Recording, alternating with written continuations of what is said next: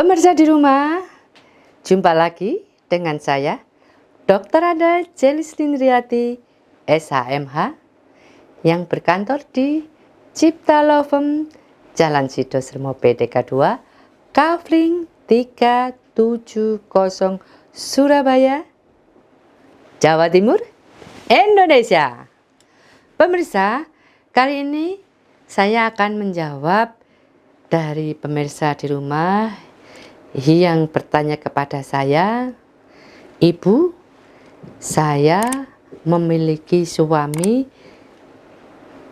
dan suami saya mencukupi kebutuhan saya dengan melakukan usaha wirausaha berpartner dengan temannya. Akan tetapi, Ibu, saya tidak tahu perjanjian apa yang sudah dibuat suami saya bersama dengan rekannya tersebut. Akan tetapi, ketika suami saya sakit kemudian meninggal, partner suami saya tersebut mendatangi saya dan meminta saya membayar hutang yang dilakukan oleh suami saya."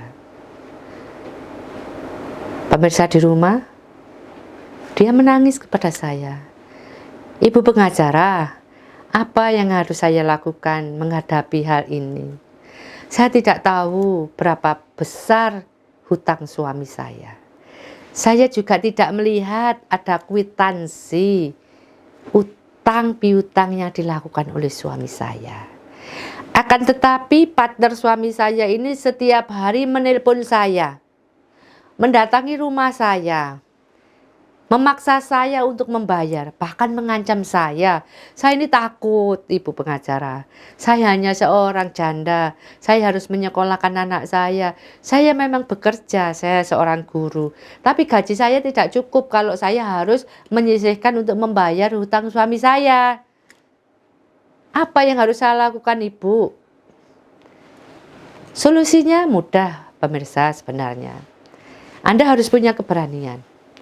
Sudah saya jelaskan yang kemarin-kemarin, kita punya topik tentang perjanjian-perjanjian, apabila itu utang piutang, apabila itu sewa menyewa, apabila itu jual beli, apa itu asuransi, semuanya syaratnya itu hanya meliputi 4 syarat yang pokoknya itu saja. Ada kesepakatan, ada kecakapan, ada objeknya, tidak melanggar norma yang halal. Itu harus dipenuhi dulu. Nah, apabila suami Anda melakukan utang piutang dan Anda tidak tahu, dan penagih hutang ini tidak bisa memperlihatkan kwitansi, maka Anda tidak berhak membayarnya. Kenapa? Karena untuk membuktikan secara hukum bahwa terjadi utang piutang antara suami Anda dan rekan kerjanya itu harus ada buktinya. Berapa rupiah, tanggal berapa, bulan berapa, tahun berapa. Apabila dia tidak bisa menunjukkan itu, tapi dia terus-menerus menelpon Anda, mengancam Anda, mendatangi rumah Anda, jangan panik. Anda bisa lapor ke polisian bahwa ada orang yang tidak saya tahu, tidak saya kenal, dia menuduhkan saya punya hutang karena suami saya, dan dia tidak bisa menunjukkan bukti-buktinya, maka Anda bisa melaporkan ke polisi, maka polisi akan menindaklanjuti sebagai mengganggu keamanan, melakukan perbuatan yang tidak menyenangkan terhadap Anda. Tapi bagaimana, Ibu? Saya ini tidak tahu di mana mereka berada, di mana rumahnya. Tapi dia tahu rumah saya, dia tahu nomor telepon saya. Saya tidak bisa hidup tenteram. Saya sampai kena jantung.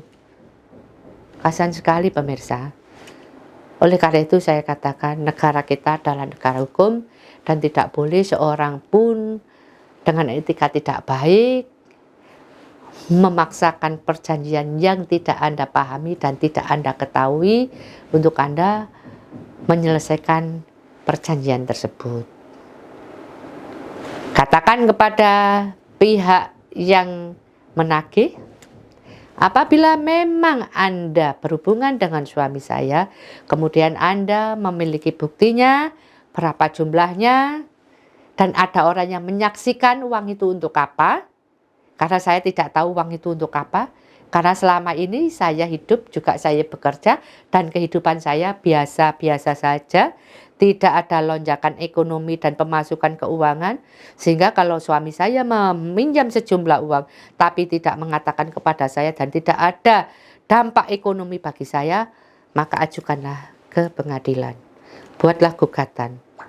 Katakan itu kepada orang tersebut. Dan Anda jangan khawatir.